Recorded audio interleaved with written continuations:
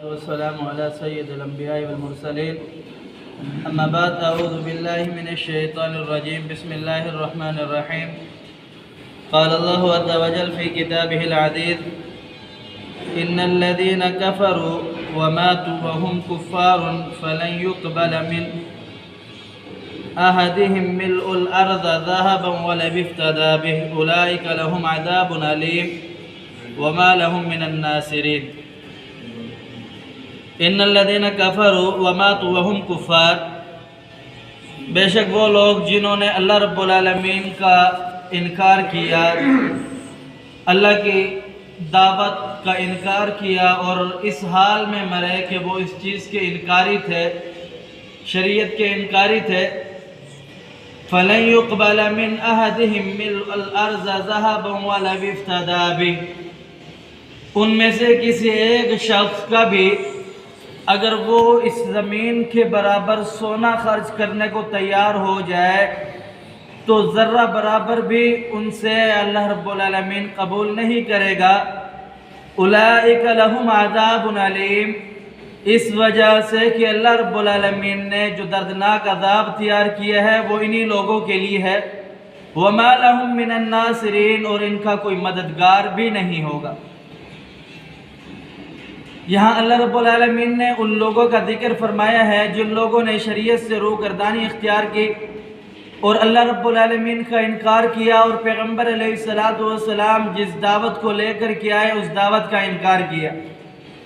تو اللہ رب العالمین فرماتا ہے کہ اللہ رب العالمین انہیں بخشے گا نہیں اگر بالفرض ان کے پاس اللہ رب العالمین جب فیصلہ ہوگا، قیامت کا دن ہوگا، جزا اور سزا کا دن ہوگا، اللہ پاک ان کو اس زمین کے برابر جتنا یہ زمین ہے اس کے برابر سونا دے دے، اگر وہ سونا پورا خرچ کر دے فدیے کے طور پر تو اللہ رب العالمین انہیں معاف نہیں فرمائے گا.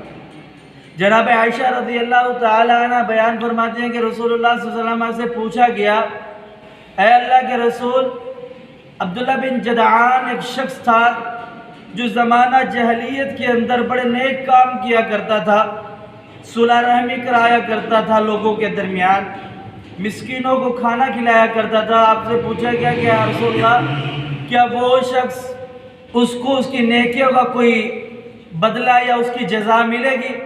آپ علیہ السلام نے فرمایا نہیں، اس وجہ سے کہ اس نے کبھی زندگی میں یہ سوچا ہی نہیں کہ مجھے جہنم سے آزادی چاہیے، اس نے کبھی اللہ سے مانگا ہی نہیں جہنم سے آزادی، وہ تو کبھی اللہ کے سامنے رویا اور گڑ گڑایا بھی نہیں، تو اسے اس کا ذرہ برابر بھی فائدہ نہیں ہونے والا ہے. جناب انس بن مالک رضی اللہ تعالیٰ عنہ بیان فرماتے ہیں کہ رسول اللہ صلی اللہ علیہ وسلم نے بیان فرمایا، جب جنتی جنت میں چلے جائیں گے، جہنمی جہنم میں چلے جائیں گے، تو اللہ رب العالمین ایک شخص کو جنت میں سے بلائیں گے اور پوچھیں گے، بتا میرے بندے، تو نے اپنے گھر کو کیسا پایا؟ وہ کہے گا، یا اللہ، اس سے بڑا تو بہترین، اس سے بڑا عیش اور عشرت والا، اس سے بڑا سکون اور اس سے بڑا اچھا گھر تو ہے ہی نہیں. تو رسول اللہ رب العالمین فرمائیں گے، تو کچھ مجھ سے مانگ، تمنا کر، میں تیری تمنا پوری کروں. کہے گا، اے اللہ، اب تو کوئی تمنا باقی رہی نہیں ہے، اتنی نعمتیں تیری دیکھ لی ہیں، اب تو کوئی دل کے اندر حسرت اور تمنا باقی نہیں ہے، صرف ایک تمنا ہے، اللہ اگر تو میری تمنا پوری کرنا چاہتا ہے تو مجھے واپسی دنیا میں بھیج دے، میں تیری راہ میں لڑوں، قتل ہو جاؤں، پھر لڑوں، پھر قتل ہو جاؤں، میں لڑتا لڑتا پھر تیرے پاس آؤں، کیونکہ یہ شہادت کے تیرے ہاں بڑا عظیم مرتبہ اور مقام ہے. اللہ کہیں گے نہیں، یہ ایسا نہیں ہو سکتا، اب وہ جو ہونا تھا دنیا کا نظام ختم، اب یہاں کے متعلق کوئی سوال کرو. پھر ایک ایسا شخص کو بلایا جائے گا جو جہنم میں جائے گا، اسے پوچھیں گے، اے میرے بندے، تو نے اپنے گھر کو کیسا پایا ہے؟ وہ کہے گا، اے اللہ، اس سے بڑا برا اور اس سے بدترین گھر زندگی میں نے کہیں نہیں دیکھا اور ایسا گھر میں نے کبھی نہیں پایا. اللہ کہیں گے کہ اے میرے بندے، اگر تجھے اس زمین کے موافق، پوری زمین کے موافق جہاں تو رہتا رہا، اگر اللہ تجھے سونا دے دے، کیا وہ تو اس عذاب سے دور کر دیا جائے وہ خرچ کرنے کو تیار ہے؟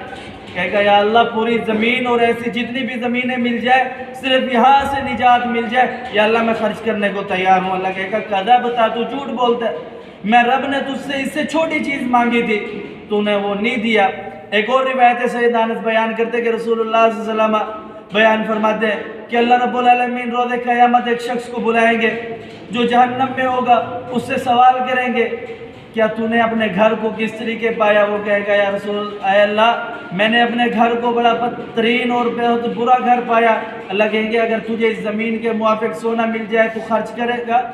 تجھے اس سے نجات مل جائے؟ کہے گا یا اللہ میں پوری دنیا خرچ کرنے کو تیار ہو جاؤں، جو کچھ میرے پاس ہے سب خرچ کرنے کو تیار ہو جاؤں، مجھ سے یہ عذاب دور کر دیا جائے۔ اللہ کہے گا جھوٹ بولتا ہے تو تجھ سے اللہ نے چھوٹی سی چیز مانگی تھی کہ اللہ کے ساتھ شریک نہ کرنا، تو نے وہ بات نہیں مانی، تو نے اللہ کے ساتھ شریک کیا، اب تو اپنی سزا بھگت۔ تو اللہ رب العالمین نے جس مقصد کے لیے انسان کو اس دنیا کے اندر بھیجا ہے، انسان کو اس مقصد کے لیے تیاری کرنی چاہیے۔ وہ مقصد کیا ہے؟ وَمَا خَلَقْتُ الْجِنَّ وَالْإِنسَ إِلَّا لِيَعْبُدُونَ، صرف اور صرف انسان کو پیدا کرنے کا مقصد اللہ کی عبادت ہے۔ اللہ سمجھنے کی توفیق دے۔ اقول قولی ھذا استغفر اللہ لی ولکم ولسائر المسلمین۔